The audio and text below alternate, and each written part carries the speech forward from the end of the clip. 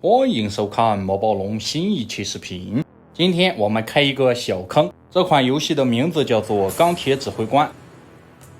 早在公测之前 ，UP 主就玩了很久了。作为一个战棋爱好者，这个游戏不得不说非常对 UP 主的胃口。从这款游戏身上，你可以看到很多星际争霸还有红警的影子。这款游戏目前在 Steam 上就可以游玩，游戏分为5个大区，咱们国人玩家选201就好了。如何评价 UP 主游玩的体验呢？简单概括就是这款游戏非常适合 UP 主这样的手残玩家。看过 UP 主鹰3视频的朋友想必知道 ，UP 主玩游戏的水平并不是很高。玩鹰3尚且如此，如果玩红警、星际和魔兽呢？红警还好一点，星际和魔兽基本就是常年和最低难度人机斗智斗勇。像 UP 主这样的 RTS 手残玩家，大脑是活跃的，操作是跟不上的。而这款游戏则是和战棋类游戏相结合，我们只需要思考就好，战斗的事情交给我们购买的单位去做。尽管它内置有教程关卡，毫不夸张的说，这个教程打完，你打一个简单人机是没有问题了。实战的话，路还很长。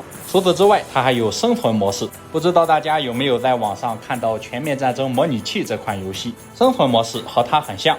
在每一轮开始之前，敌方的部队你可以提前看到，只要你撑住足够的回合，你就可以获得胜利。在玩家社区也有很多玩家设计的关卡可以供玩家去挑战，你也可以对抗电脑，它们分为4个难度，前面3个都好说，最后一个疯狂难度，我感觉比大部分的玩家还要厉害。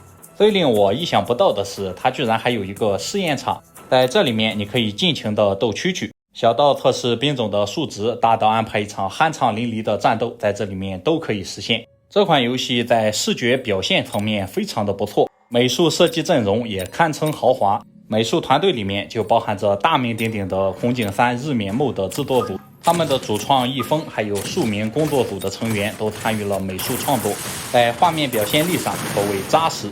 这款游戏虽然单人模式非常的完善，但是作为一个竞技类游戏，多人模式才是它的核心。多人模式分为单挑、2对2、生存模式，还有4人混战。其中的2对2模式非常适合开黑。UP 主在安利给了我的一位老室友之后，我们2个是每天都玩，一天不玩浑身难受。前几天 UP 主报完鹰3下播都快10点了，立马被拉上去打了几局2对2。对于 UP 主这种苦逼研究生来说，玩一款游戏不累，那就是它最大的优点。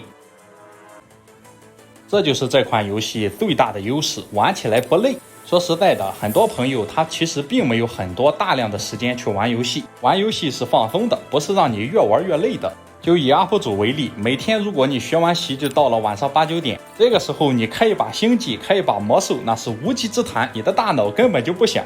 另外一点就是这款游戏所有的兵种都是解锁的，它不会存在你出了一个新兵种你还得花钱买的情况。每个兵种都有若干科技，要解锁这些科技的话，你需要科技点。获取科技点的方式也很简单，你每升1级它就给你一个。每个兵种最多可以携带4个科技，这个科技和魔兽星际里面的很像，你只要花钱研究了之后，在本场战斗当中，你所有的该兵种都会这个技能了。这个改造车间的设计我觉得还是非常不错的，你不仅可以升级科技，你也可以看各种兵种的全貌。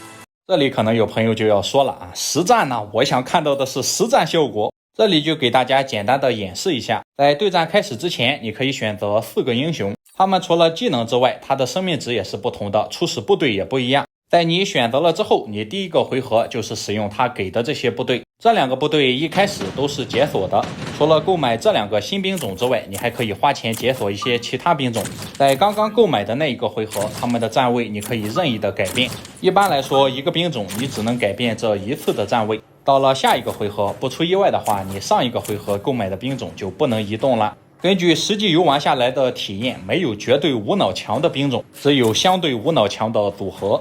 我方领地除了部队之外，还有2个建筑物，你可以花钱提升他们的生命值，因为在对战当中，这个建筑物如果被摧毁的话，你的部队会集体陷入短路。左边的指令中心你可以贷款，也可以增加购买的单位，也可以直接购买2级单位，然后你还可以1个回合之内提升他们的射程还有移动速度。综合来看，这5项技能全部都是当回合生效的，而右边的研发中心就比较像魔兽里面的铁匠铺，在花钱解锁了之后，它就是长期生效。包括但不限于导游、战地回收、移动信标，还有提升攻防。由于这是自走棋模式，所以说这个移动信标可以规定一些部队按照你规定的路径来行动。这个科技可以说是非常有用。讲完了科技，我们来买兵。买兵非常简单，你点一下它就造一个，一回合最多可以买2个兵种。由于咱们英雄的初始技能买出来的直接就是2级，这个升级系统你可以参照红警，在战斗当中累计消灭足够的敌人，它就会升级。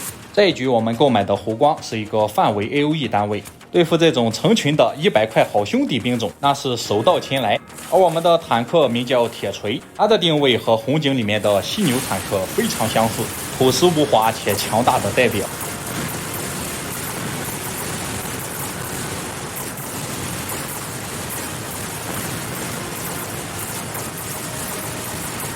经过一番没有悬念的战斗之后，我们赢得了胜利，然后就进入到了扣血阶段。比如这个湖光，你是花100金币买的，你就会扣对面100血。单挑的话，一方生命值为0就结束战斗。每个回合开始，我们都可以选择一项升级。如果你都不想要的话，可以一个都不要，然后获得50块钱。既然咱们有铁锤，就选择一个增程铁锤。第2个回合，我们可以继续买兵，也可以升级我们的科技。一开始这些单位的科技都很便宜，但是在你升级了一个之后，剩下的科技就会通通贵200块。在前期经济压力比较大的时候，不建议升级多个科技。你还可以从科研基地里面购买燃油弹，比较类似于英雄无敌3里面的流沙陷阱，在里面的部队会降低移速。这种技能释放起来小有门槛，你需要提前的预判，否则敌方的部队经过了，你这边燃油弹还没有倒下，那就白放了。除此之外，右面的3个分别是防护罩、导弹还有导弹拦截系统，这些东西使用起来小有门槛，玩多了的话就都会了。第2轮咱们释放了粘油弹之后，他们的移动速度就变得很慢。由于 UP 主的提前预判，这个导弹直接炸在了铁锤身上，报销了5个。由于是低难度的 AI， 所以说他们并不会针对玩家的阵容来改变打法。这一波敌方的动员兵小机器人也是损失惨重，根本就冲不到我们的阵地。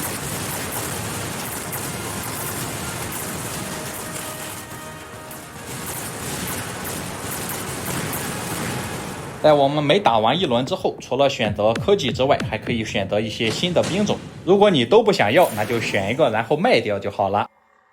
战斗进行到最后1轮，我们双方的部队都非常多了。这个时候咱们花350买一个核弹，那是绝对的血赚。但由于咱们是全程压着对面打，所以说这个核弹放不放都是一样的。这个核弹落地的时间非常的长，所以说呢，你一定要做好预判。随着回合数的增加，我们每回合获得的金币也是逐渐增多，里面一些兵种之间也是存在配合的。比如咱们的霸主空中航空母舰可以召唤冰封，召唤的冰封在点了科技之后，霸主召唤出来的召唤物也同样享受加成。不得不说，就是冲着这个核弹的特效，我也是每局必选。尽管预判上小有失误，但是气势这一块不能输。这款游戏整体玩下来的话，它的特效还有打斗场面都非常的壮观。对于 UP 主这种手残玩家来说，不用手操那就是最大的快乐。相信很多朋友看到这里还是一头雾水，这些兵种是什么呀？我怎么都不知道呢？作为一个新手区的 UP 主，咱们势必是要每一个兵种都介绍一下的。那么接下来我们就来介绍一下游戏里面迄今为止的25个兵种。首先是全游戏里面最低级的兵种爬虫，售价只有100块，而且一组有24个。它们移动速度很快，而且以数量取胜。玩过星际的朋友想必现在已经会心一笑了，这就是星际里面的小狗。尽管它有很多科技是和输出相关的，但真正有用的是酸地还有酸性爆炸。爬虫的定位就是炮灰，有的时候死爬虫比活爬虫有用。此后的酸性粘液可以有效地反制敌方的大型单位，尽管它的输出确实不错，但是它是个近战，近身的机会很少。除了前面说的2个技能之外，这个松散队列也是非常有用。毕竟作为一个炮灰，它存活的时间足够长，就是它最大的作用。而采取一个分散阵型，则可以有效地提升存活率。实战当中，爬虫对付那种低输出单位还有单体输出单位就是无敌的。尽管对面的狙击手输出很高，但是他一枪只能瞄准1个，所以说这样的兵种是被爬虫血克的。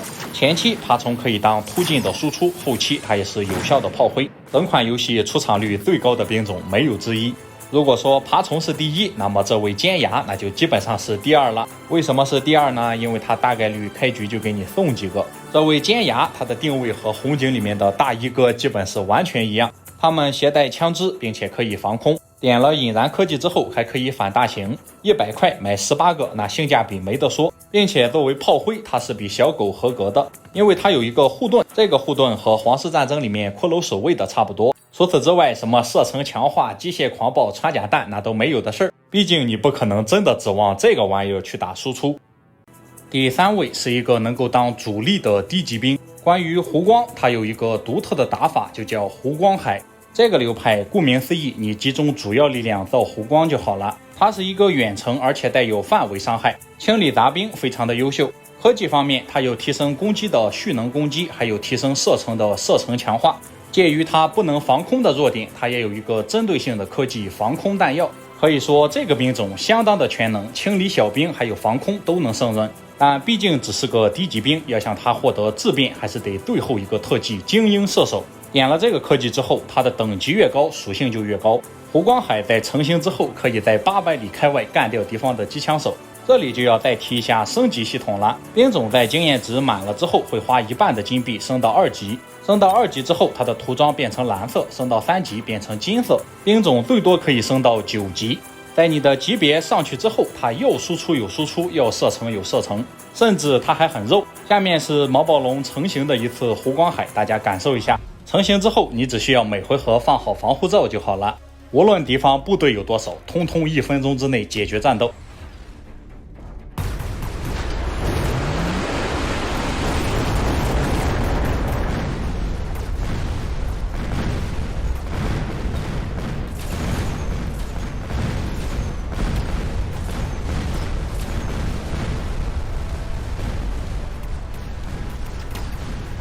这个流派就是成型无敌，但是有1万种办法成不了型，大家顺其自然就好，不必强求。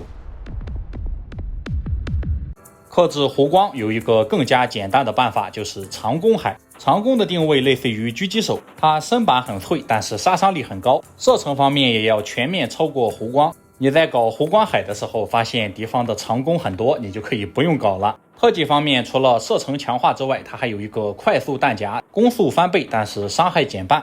另外，它还有一个电磁弹技能，被攻击的目标失去所有的科技。简单来讲，就是把目标给沉没。同时，它和尖牙也有配合，可以召唤5个与自己等级相同的尖牙，召唤物同样享受你原有的尖牙科技。这也是一个非常吃发育的兵种，它也有精英射手的技能。除了对付成群的小怪束手无力之外，在绝大部分情况之下，长弓堪称万金油。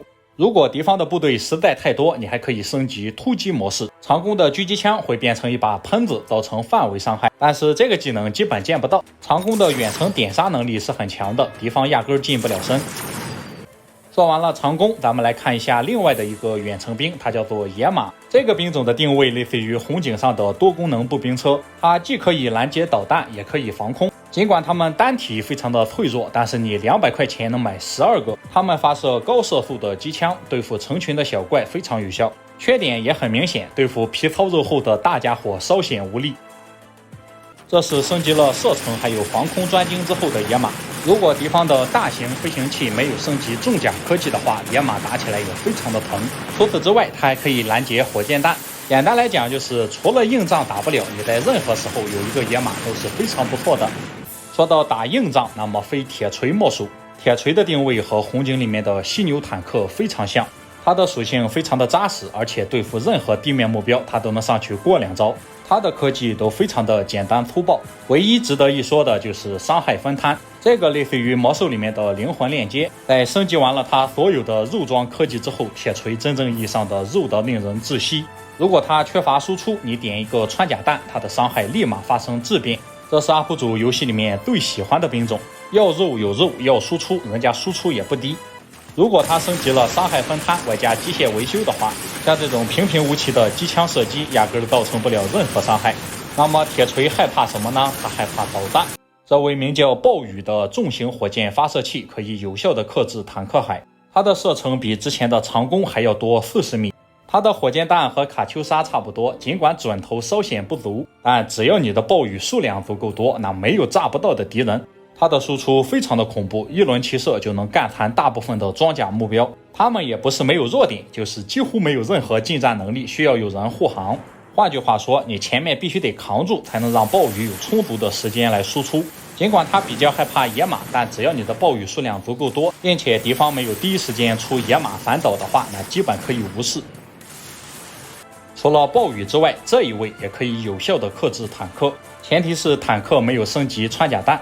它的名字叫做钢球，移动速度很快，而且发射激光。随着攻击目标的时间增加，伤害也会逐步增加。但由于它是一个近战，而且身板也并不算肉，要想反制钢球还是很简单的。钢球有一个跨时代的科技，就叫做重装锁定。它在切换目标的时候会优先选择攻击范围内生命值高的单位，并且由于它是激光，它也是可以吸血的。这是一个非常依赖于升级的兵种。如果它只有1级的话，你升级任何科技也不顶用。它和前面的爬虫也有联合，它在死亡之后会召唤5个1级的小爬虫，放几个钢球在你的爬虫海里面裹挟着前进，也不失为一个有效的打法。但是呢，缺点也很明显，没有防空。我们可以看到，尽管钢球是一个反大型单位，但在数量不够的情况之下，它很有可能冲不到敌方身边。要想有稳定的输出，你至少得有4队的钢球。被它盯上的话，哪怕目标有10万点的生命，也是光速融化。当了这么久的背景板和反面教材了，咱们就来讲一下狼蛛。这是一个单体的重型单位，招牌技能是蜘蛛雷，可以召唤2个可以移动的地雷，可以有效的清理敌方比如尖牙、爬虫这样的小型单位。除此之外，它也有狂暴、射程强化、穿甲弹、维修，还有装甲强化、防空弹药。真正吃饭的家伙还得是蜘蛛雷，如果缺乏防空火力的话，升一个防空弹药也未尝不可。狼蛛的攻击方式是前面的2个大口径机炮，它的炮弹也是带有小范围的 AOE， 所以说它并不是很害怕集群的小型单位。再加上它那扎实的属性，幼儿园霸主实至名归。这么看，狼蛛是不是很强呀？但实际上它也有一个非常大的弱点，那就是它缺乏瞬时的高输出。对付像犀牛这样的高生命值、高输出的巨型单位非常乏力。UP 主在刚玩这个游戏的时候，经常把铁锤当成犀牛。犀牛这个单位，它的输出不错，而且生命值也比较高，移动速度也是和爬虫一样，是16米每秒。它的优点是前期如果没有被针对的话，它就是无敌的。缺点就是如果被针对，它可能一整局一点输出也打不出来，因为它是一个近战。它的特技非常的多，基本都是和近战挂钩的。使用的时候要控制好和慢速兵之间的距离，要不然很容易盲目的冲上去送掉。如果敌方的部队也全部都是输出不高的单位的话，那么犀牛将无人能敌。它的光子图腾技能可以在开战之后的25秒之内降低30%的伤害，并且免疫异常状态。这个技能和永久差不多，因为几乎没有任何犀牛能够活过开战之后的25秒。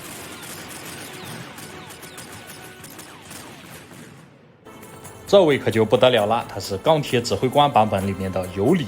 它可以发射紫色光线，从而控制敌人。生命值越高的目标，骇客越难控制。看上去足够的花里胡哨，但是实战当中，它由于脆弱的身板，导致它根本控制不到敌人。原因很简单，它的生命值是3200，升了穿甲弹的坦克2炮就能干掉。UP 主不仅从来没有用过，在实战当中也基本没有见过对手出这个玩意儿。妈的，真他妈没出息，没出些东西，万能废。但是出场率低不代表它不恐怖，在升级了全部科技之后，破坏力还是非常强的。我们可以看到敌方的部队压根儿近不了身，但是归根结底它也只是一个大玩具，优势的时候可以出几个帮你锁定胜局，但是劣势的时候千万不要打它的主意。看完了陆地的中小型单位，咱们来看一下空军。首先是单体实力较弱但是以量取胜的冰封，它有一个高速引擎，可以在每个回合都可以改变部署位置。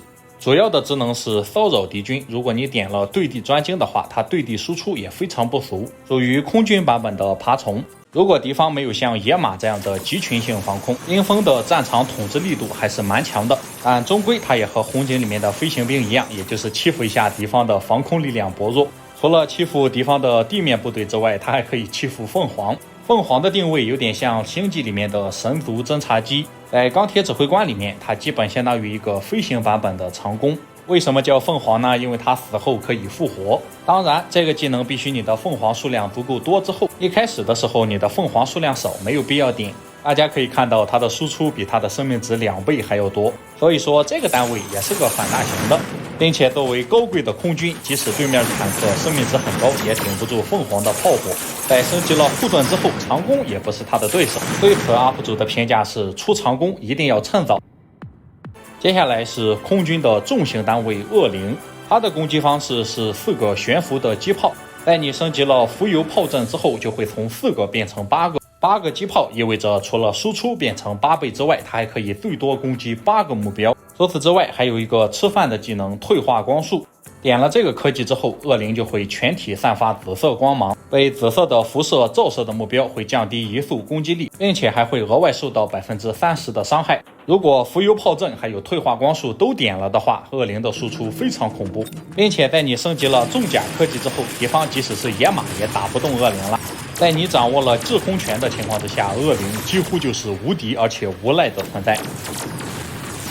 这位的名字叫做狂蝎，它的攻击射程很远，而且带有范围伤害。它有点像红色警戒3里面的波能坦克，区别就是波能坦克是一个完全的脆皮，而狂蝎稍微可以扛一下。它可以升级工程模式，极大的提升射程。在你升级了酸性攻击之后，它的攻击方式由之前的电球变成了绿色的毒球，和前面的暴雨一样，也是一个远距离高输出的单位。只要前面的部队给力扛住，它在后面的输出就会非常的恐怖。特效方面也是可圈可点，在地面上狂蝎就是个大哥，但是呢，它有一个致命缺点，就是如果你没有制空权的话，被敌方的战斗机当靶子打，这个东西就完全发挥不了战斗力了。这位是第一个超重型机器人火神，全游戏里面最强的轻杂单位没有之一，在升级引燃科技之后，有一定的反大型能力。作为一个造价400的庞然大物，没有部队护航那是不行的。它可以召唤一个与它等级一样的长弓，而长弓之前也有一个召唤5个尖牙的护航技能。如果你点了这个技能之后，火神召唤出来的长弓也会召唤尖牙，套娃了属于是。尽管它的伤害性特技非常的多，但是归根结底它还是一个轻杂单位，面对成群的尖牙或者爬虫，用过的都说好，并且火神的射程也非常的远，这样的小型单位根本近不了身。但是它也有一个致命缺点，它的缺点就是它是一个大型单位，当看到敌方出火神的时候，高手往往会第一时间出熔点。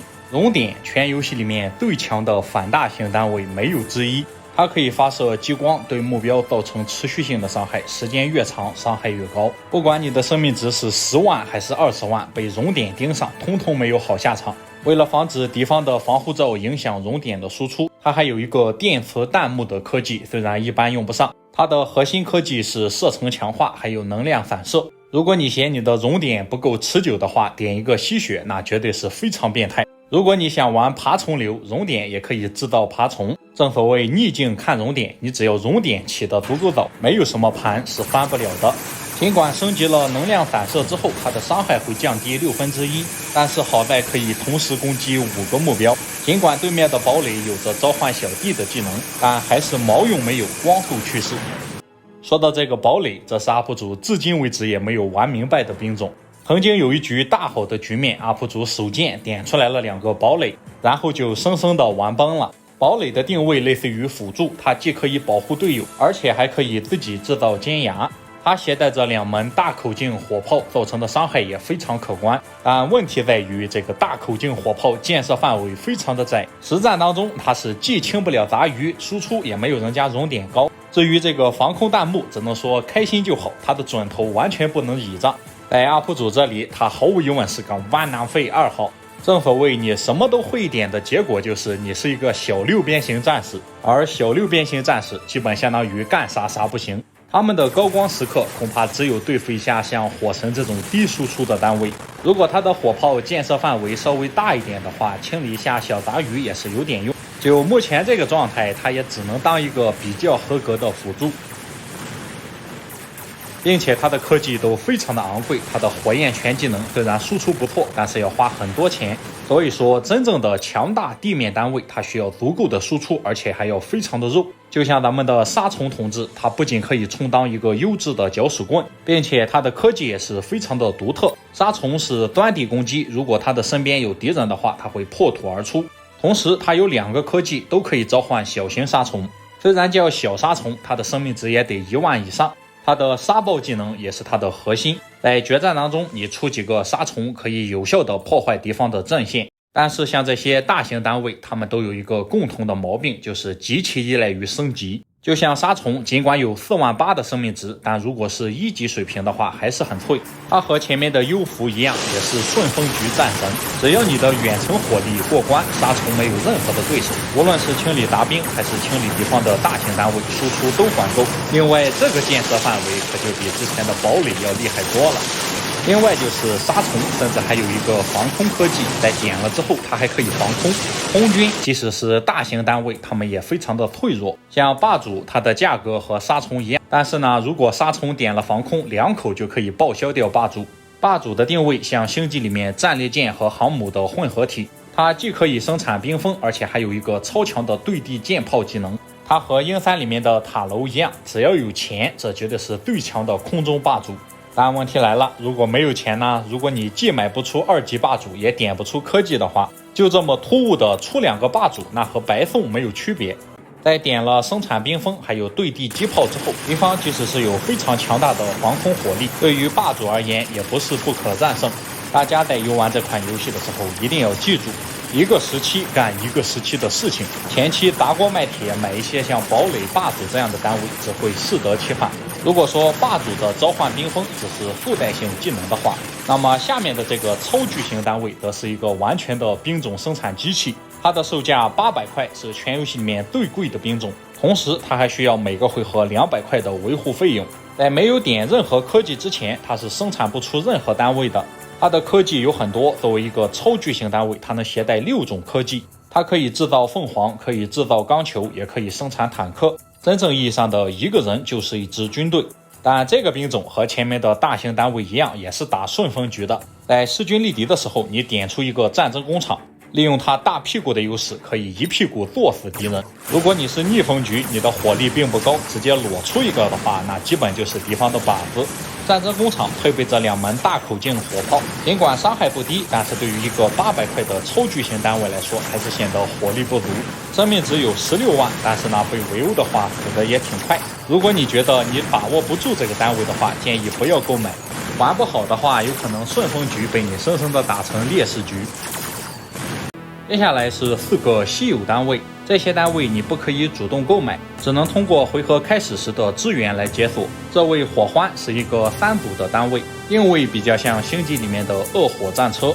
在钢铁指挥官里面，它的移动速度要比火神快，而且比火神更加的机动。如果你只需要清理杂兵，不需要一个强大的肉盾来扛线的话，出火欢绝对是最好的选择。但是它也有和火神一样的毛病，就是清理杂兵确实非常的强。但只要他的对手稍微的肉一点，他就烧不动了，他的火喷在人家身上像挠痒痒一样。我们可以看到，即使是烧坦克也非常的吃力，这还是在点了引燃科技之后，如果没点的话呢，输出更加的低。说到输出，那肯定没有咱剑齿虎高输出，2个炮管，而且非常的肉。想必大家也看出来了，这不就是天启吗？UP主之前玩红警打人机的时候，非常喜欢出天启。但如果和玩家对战的话，天启那就是一个大玩具。钢铁指挥官里面，我们先进的剑齿虎依然没能超越老式的天启。像这种毫无机动性可言的傻大个，放进任何游戏里面也是被针对的重点对象。剑齿虎适合对抗一些输出比较低的敌人，像前面介绍的火欢就是绝佳的对手。剑齿虎打他一炮一个，火欢烧剑齿虎挠痒痒。但如果他的对手是升级了穿甲弹的铁锤，那不好意思，红警里面犀牛大战天启什么结果，这局就是什么结果。尽管你一炮一个，但是我有充足的实力让你开不出第2炮。接下来这个也是个稀有单位，它叫做台风。它不仅配备着导弹，而且装备着2个大口径的转管机枪。看这个造型，不用UP主说，大家也知道这是一个绝佳的防空单位。它的科技都比较有用，除了防空专精之外，还可以点一个防护罩，追踪导弹也可以有效的补充它的输出。全游戏里面最稳定的防空单位，尤其是升级了防空专精还有防护罩之后，敌方的空军压根儿打不动。看完了最强防空，咱们来看一下游戏里面的最强辅助单位，它叫做先知，本来就有1万多的生命值，而且可以防空。攻击方式是发射高射速的追踪弹，科技方面也都是和辅助有关，既能给周围的单位增加坦度，也可以提升他们的射程，然后它还可以拦截导弹，还可以沉默敌人。本身移动速度也很快，是一个高机动性的支援单位。目前钢铁指挥官里面只有这25个兵种，公测之后肯定每一次更新都会给你增加几个新兵种。整体游玩下来的话，这些兵种没有绝对的垃圾，只有相对的不好用。针对敌方的阵容出什么部队来反制，或者说预判敌方的下一步计划，提前做好准备，这些都是这款游戏独特的魅力。本期视频的目的也是给那些新入坑的新手，还有那些不知道这款游戏但实际上对这种游戏非常感兴趣的朋友做一个简单的科普。这期视频30多分钟，UP主之前的英雄无敌派系介绍都没有这么长过。如果不是对这个游戏足够的热爱，我怎么会出视频呢？希望大家多多的一键3连，以后如果有新的更新，UP主也会看情况来做一些新的视频。那么感谢大家收看，咱们下期再见，谢谢朋友们。